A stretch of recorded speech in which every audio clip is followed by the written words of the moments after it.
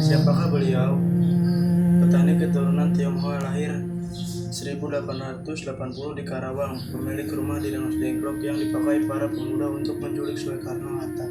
Tanggal 16 Agustus 1945. Di rumahnya itulah naskah proklamasi dipersiapkan dan ditulis. Beliau merelakan rumahnya dipakai dan memilih pergi bersama anak-anaknya saat itu.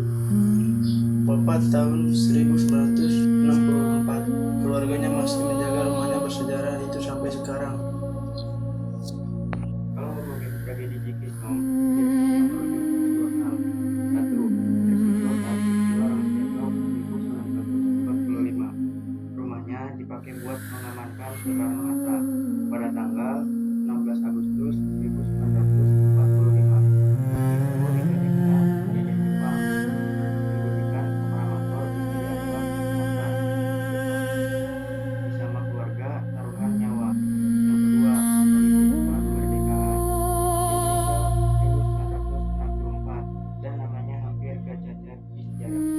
Kalau udah dapat piagam penghargaan dari Siliwangi tahun 1961. Keluarganya juga keluarganya buat bersabar gak boleh diperintah dan berbela diri dari semua dalam setiap buat kamu.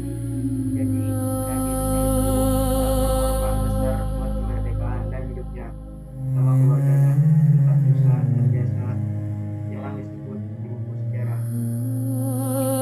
Setelah Jepang menyerahkan ke Sekutu 15 Agustus tahun 1945, terjadi perbedaan pendapat. Satu, golongan tua. Soekarno-Hatta mau proklamasi lewat PPKI biar rapi dan menghindari pertumpahan darah dengan Jepang. Dua, golongan muda. Jaharul, Saleh, Suparni, Wikana, dan Adam Malik. Desa proklamasi segera tanpa campur tangan Jepang, takut kemerdekaan jadi hadiah Jepang. Kronologi 16 Agustus tahun 1945. Dini hari jam 4:30 waktu Indonesia Barat. Soekarno-Hatta diciduk dari Jakarta oleh pemuda. Dibawa ke Rengas Dengklok karena lokasi terpencil, ada markas peta, dan jauh dari pengaruh Jepang. Dua, di Rengas Dengklok. Mereka diinapkan di rumah Jiki Song, petani keturunan Tionghoa. Pemuda meyakini bahwa rakyat sudah siap merdeka dan Jepang sudah kalah. Tiga, siang dan sore. Terjadi perundingan, naskah proklamasi mulai disusun, bendera merah putih bahwa sudah dikibarkan warga Rengas Dengklok 15 Agustus karena yakin besok merdeka. 4. Sore hari, Ahmad Sebarjo dengan menjemput dengan jaminan dari Laksamana Maeda bahwa proklamasi boleh dilakukan. Soekarno-Hatta akhirnya menyetujui kembali ke Jakarta. 5. Malam hari, di rumah Laksamana Maeda, naskah proklamasi diketik oleh Sayuti Melik, diputuskan dibacakan 17 Agustus di Pegangsaan Timur 56. Kenapa penting? Peristiwa ini jadi titik tekan yang bikin proklamasi benar-benar terjadi 17 Agustus tahun 1945.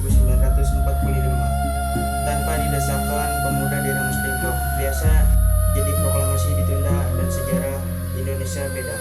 Tokoh kunci yang lain ikut. Yusuf Kunto, Dr. Sujipto, Fatmawati, Guntur Putra juga ikut menginap di rumah Jiki Song 14-16 Agustus 1945. Sekian dari kelompok kami. Mohon maaf bila ada kata yang salah. Kami akhiri. Wassalamualaikum warahmatullahi wabarakatuh.